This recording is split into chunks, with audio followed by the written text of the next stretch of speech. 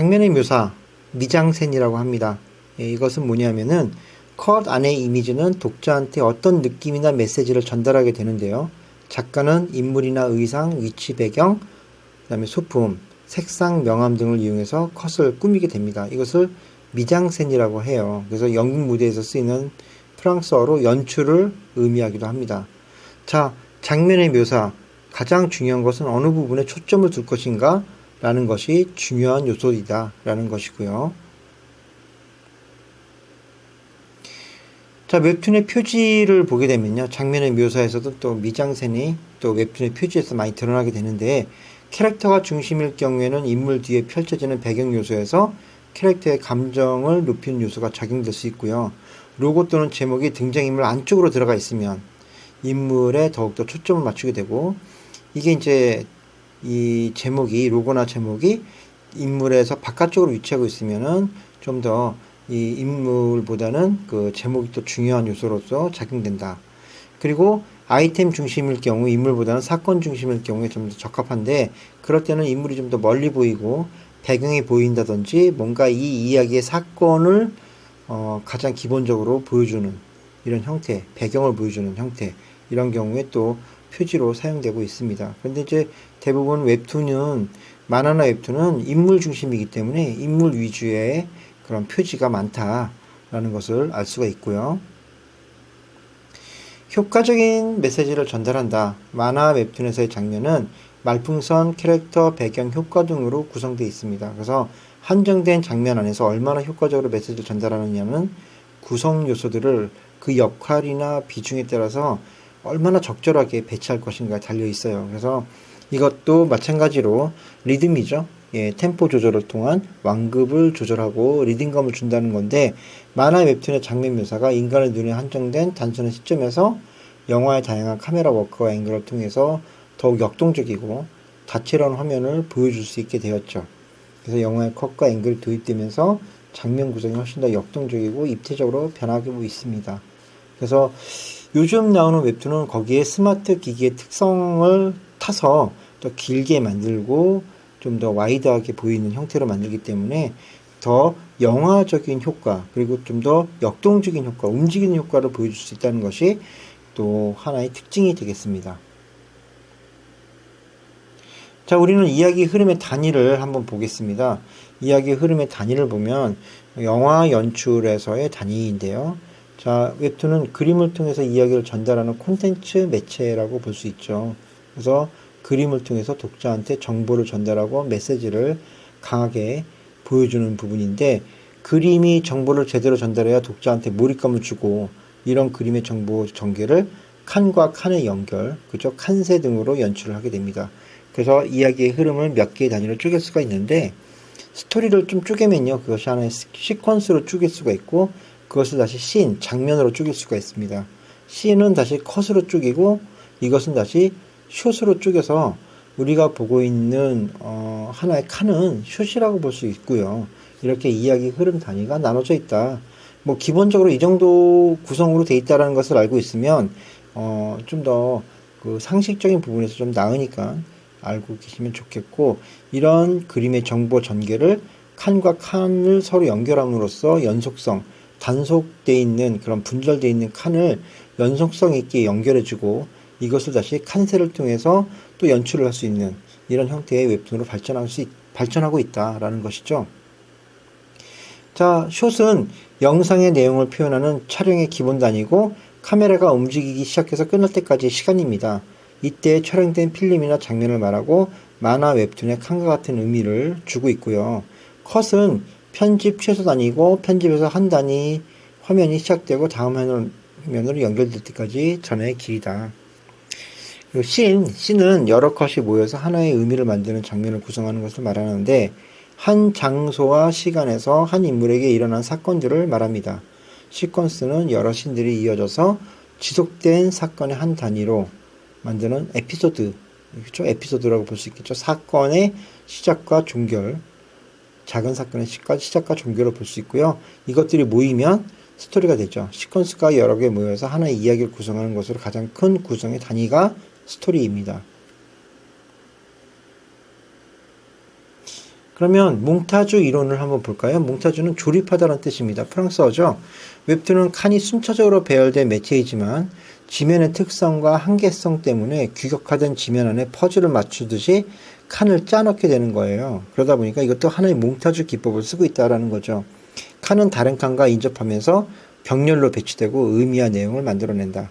그러니까 칸과 칸이 모이면 또 하나의 다른 칸이 나타나는 거죠. 그래서 이 몽타주는 하나하나 나눠서 하나를 뭉쳐서 보여주는. 우리가 뭐 사건 같은 거 봤을 때 이 범인을 색출할 때 어때요? 얼굴을 그리게 되죠. 눈은 눈대로, 코는 코대로, 입은 입대로 특성을 따서 그린 다음에 얼굴을 조합하잖아요. 자, 이런 것들이 조합한다는 느낌을, 조립한다는 느낌을 갖고 있습니다. 그래서 이렇게 몽타주 이론을 이용해서 만화를 만들고 있다. 특히 몽타주 이론을 이용해서 만화를 만들게 되면 어떤 현상이 일어나냐면 이 안에 조립되는 이 화면 안에서 뭔가 암시나 복선을 깔아서 독자들한테 제공해 줄 수도 있는 것이죠. 결국은 분할된 컷을 이어붙이는 것이 몽타주 기법을 이용한다고 볼 수 있는데 A숏과 B숏을 합치면 C숏이 된다. 자, A칸, B칸은 C칸이 되는 거예요. 완전히 다른 메시지를 줄 수도 있는 새로운 것을 창출해낸다고 볼 수도 있는데요. 몽타주 이론은 넓은 의미에서 분할된 컷을 이어붙임으로써 새로운 의미를 만들어내는 것을 말합니다. 그래서 이 아래의 그림을 보더라도 각각의 다른 캐릭터들이 등장하지만 이 캐릭터들이 서로 연관되어 있기 때문에 세 번째 칸에서는 이 캐릭터들이 결합된 형태로 보여지죠. 그래서 이것이 분할된 컷을 이어붙여준다 라는 것을 상징하고 있습니다. 그리고 또 회전 방향 연출이 있을 수 있죠. 웹툰은 가로 지면에 제한이 있어요. 그래서 넓은 화면에 연출이 어렵지만 방향을 90도 바꿔놓는 넓은 화면에 연출이 가능합니다. 근데 이제 여기서 그림의 방향은 회전하지만 대사나 효과음은 가로 기준 그대로 만드는 것이 특징이에요. 자, 이게 오른쪽의 그림도 세로의 긴 그림이 있지만 가로가 길 때는 가로를 이렇게 90도로 바꿨죠. 그런데 거기에 들어가는 그 효과음은 그대로 세로 형태로 보여진다. 자, 이렇게 하면은 독자들은 어떤 그 느낌을 받냐면 넓다는 느낌을 받아요. 와이드하다는 느낌을 받고 좀 더 격정적이고 시간을 오래 머물게 하는 그런 효과가 있습니다. 회전 방향 연출도 요즘 웹툰에서 보는 특징 중에 하나고요. 이것을 만약에 만화 출판에서 썼다면 굉장히 이상한 화면이 나오겠죠. 그래서 이 책자로 넣기에는 좀 더 안 맞는 그런 구도이기도 합니다. 장면 구성과 연출 부분입니다. 장면 구성에는 주인공과 여러 캐릭터의 감정 변화를 주는 내부 구성과 스토리 전개를 위한 여러 에피소드의 외부 구성이 있습니다. 웹툰은 내부 구성과 외부 구성의 연동이라고 볼 수 있는데요. 연출에는 내부 구성과 외부 구성이 연동되는 스토리를 독자한테 어떻게 보여줄 것인가, 어떤 형태로 메시지를 전달할 것인지, 어떤 감정을 느끼게 할 것인지를 연출하는 주관적 연출과 독자가 어떻게 바라볼 것인가 분석하는 객관적 연출이 있을 수 있습니다. 이렇게 되면은 이런 연출들의 그런 방향이 작품에 영향을 주게 되겠죠. 자, 그래서 이런 구도를 한번 보게 되면요. 주관적 연출의 경우 독자에게 어떤 감정으로 작품을 읽게 할 것인가가 주관적 연출이라면 독자의 시점으로 바라본 작품의 평가를 보면 객관적 연출이 되겠고요. 그 다음에 등장인물의 감정선을 보게 되면 내부 구성이지만 뭔가 에피소드를 통해서 사건 위주로 가게 되면 외부 구성이 되죠. 이런 것들이 다 조화롭게 균형을 이뤄야만 이야기 구조가 완성되는 것이고 이것이 좀 더 재미있게 독자한테 다가가려면 서로가 균등한 배분을 갖고 있어야 되겠죠. 이런 것들이 장면 구성과 연출에서 필요한 부분인데 이것은 지금 좀 큰 내용의 큰 이야기 구성도 중에 하나이고 이것을 작품으로 들어가면서 하나하나씩 연출 구성과 내외부 구성들을 같이 따져보면서 이야기를 만들어 가야겠죠. 자, 장면의 원인과 결과를 우리는 필요로 합니다. 그래서 왼쪽 대사와 캐릭터는 원인이 됩니다. 자, 아래 그림을 보면 원인이죠. 왼쪽에서 오른쪽으로 시간이 흘러가기 때문에 그런 거예요. 그래서 원인이 되고 앞 시간에 있다고 할 수 있죠. 그리고 오른쪽 대사와 캐릭터는 원인에 대한 결과의 반응을 볼 수 있는 뒷시간에 있다고 볼 수 있는데요. 이런 형태에는 원인이 되는 인물이 오른쪽에 있게 되더라도 말컷의 위치, 말풍선의 위치가 왼쪽에 있으면 되는 거죠. 자, 그러면은 독자들은 헷갈리지 않고 볼 수 있는 것이고, 이것이 말풍선이 위아래로 배치되어 있다면 위에 부분이 원인이 되고 아래 부분이 결과나 반응이 됩니다. 그렇죠? 이렇게 투샷을 위주로 했을 때 이런 형태가 일어나게 된다라는 것입니다. 그 다음에 장면의 원인과 결과에서는 좌우의 위치가 시간의 흐름이 반대일 때 위아래 위치로 말컷을 배치하면 자연스러운 연출이 된다. 자, 좌우의 배치가 흐름이 반대일 경우에는요, 이렇게 하지 말고 위아래로 배치하라는 뜻이에요. 말풍선이나 대사라, 나레이션을 위아래로 배치하게 되면, 좀 더 순조롭다라는 것이죠. 이것은 만화 연출에서는 좀 보기가 힘든 구조입니다. 왜냐하면 여백에 대한 부분을 이용해야 되기 때문에 칸셀을 어떻게 이용할 것인가. 그래서 웹툰에서는 이런 칸셀을 이용하는 것이 기본적인 사항이기 때문에 이 칸셀을 이용해서 연출하고 있기 때문에 위아래로 배치하면 좀 더 매끄럽게 이용할 수 있겠죠. 그래서 장면의 원인과 결과는 항상 왼쪽에서 오른쪽으로 흐르되 위에서 아래로 흐를 수도 있다. 그렇기 때문에 작품을 만들 때 고려를 해야 될 부분은 좌우의 위치가 바뀌지 않도록 잘 배치해서 만들어라. 이것이죠. 그래서 우리는 항상 이 캐릭터의 위치가 어디 있느냐를 주시하고 있어야 됩니다. 이 캐릭터의 위치가 즉 기준점을 하나 두고 그 기준점을 통해서 계속 카메라가 이동한다고 보면 돼요. 근데 우리는 실제 카메라를 들고 뛰지 않잖아요. 이동하고 있지 않기 때문에 그것을 간과하고 넘길 수가 있어요. 잘못해선 슬쩍 지나갈 수도 있고, 그렇게 되면은 독자들이 보는 관점에서 봤을 때는 그냥 지나칠 수도 있어요. 사실은 이 글자를 보고 그냥 넘어갈 수도 있는데 뭔가 혼란을 올 수 있는 그런 컷이 생길 수 있죠. 그렇죠? 그런 칸들이 생겨서 혼란을 일으킵니다.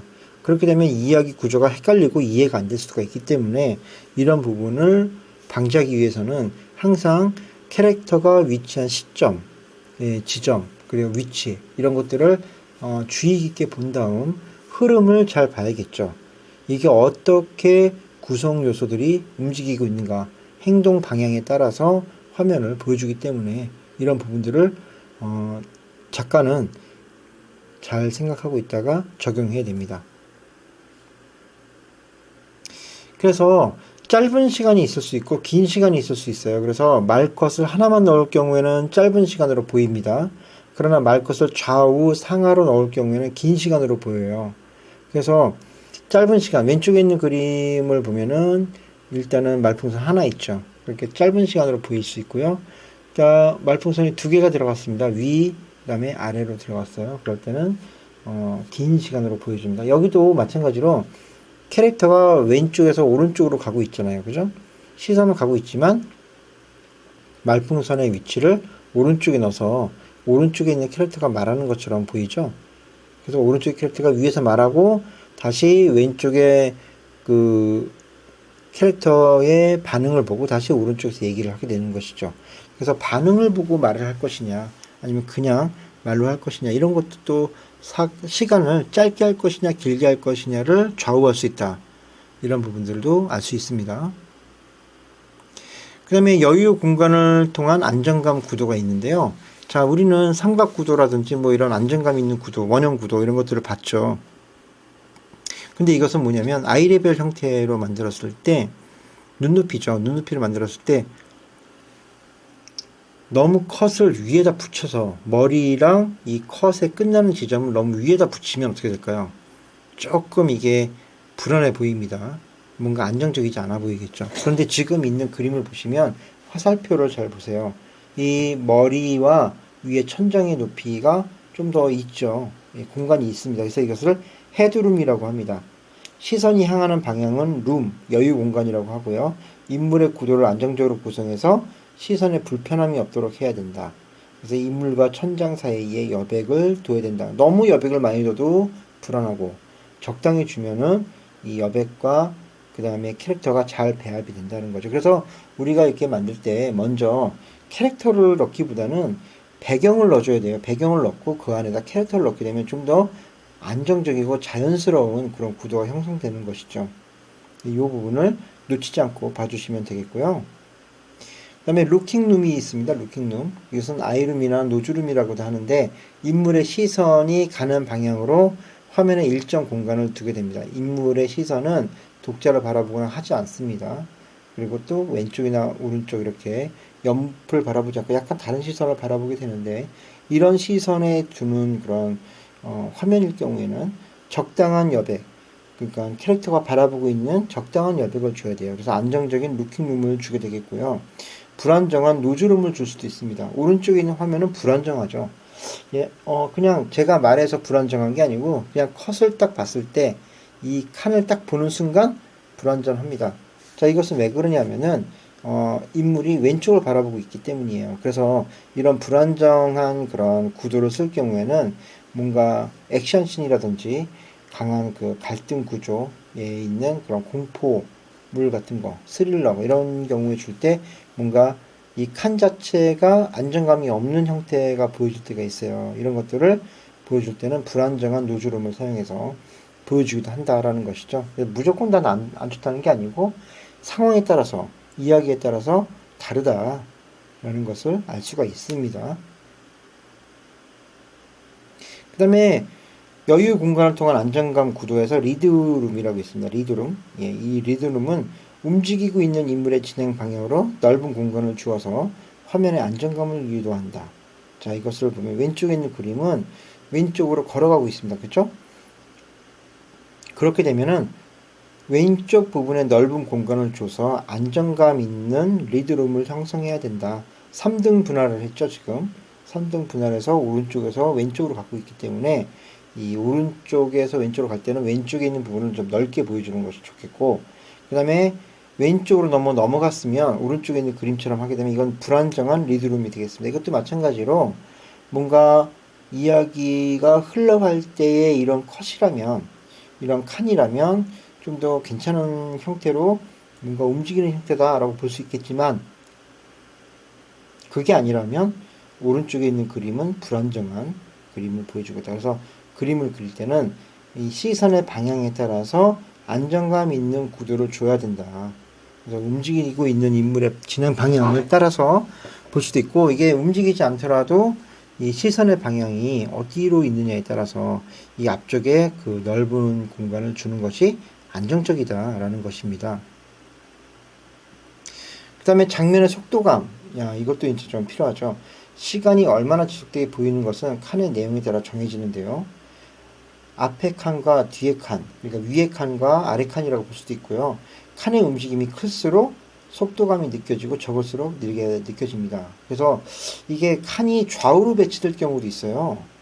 예, 그러니까 웹툰이지만 좌우로 배치되는 경우는요, 속도감이 굉장히 빠른 거예요. 이야기의 그 구조상 왼쪽과 오른쪽으로 배열했을 때는 굉장히 작은 시간이 흘렀다고 보면 돼요. 그렇기 때문에 속도감이 빠르다라고 볼 수 있고, 그 다음에 오른쪽 화면의 그림을 보면 속도감이 커지죠.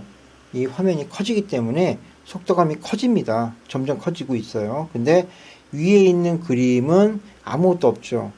효과선이라든지 뭐 말컷이라든지 이런 것들이 없잖아요. 이럴 때는 정지된 느낌과 속도감을 늦추는 형태입니다. 그래서 정지된 느낌이기 때문에 여기서 한번 숨을 고르고 밑으로 내려가게 됩니다. 그러면 아주 빠른 속도감으로 또 내려가게 되겠죠. 그런데 속도감이 커진다는 것은 컷이 커졌기 때문에 속도감도 그만큼 커지는 느낌으로 주면서 중요하게 느껴집니다. 그래서 속도감이 높다고 볼 수 있겠죠. 자, 이렇게 해서 이 칸을 구성하는데 이것도 하나의 템포를 완급 조절하고 리듬감 있게 만들 때 쓰이고 있습니다. 그래서 작품의 예시를 통해서 한번 알아보기도 할 것인데요. 이런 장면의 속도감이 웹툰의 특징이다.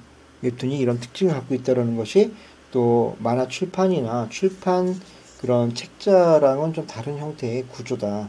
그리고 우리가 스크롤로 이용하고 있기 때문에 이런 속도감을 어떻게 잘 나타내는 것을 이제 확인해 봐야 되고요. 항상 모바일로 이 작품을 만들 때 확인을 해봐야 됩니다. 그래서 얼마나 이 스크롤 했을 때 이 속도감이 느껴지는가, 그리고 얼마나 이 독자들한테 숨고르기를 할 수 있는가, 강약, 중강약, 강을 어떻게 쓰고 있는가, 이런 것들이 이제 우리가 속도감을 볼 때 쓰는 그런 부분이 되겠습니다.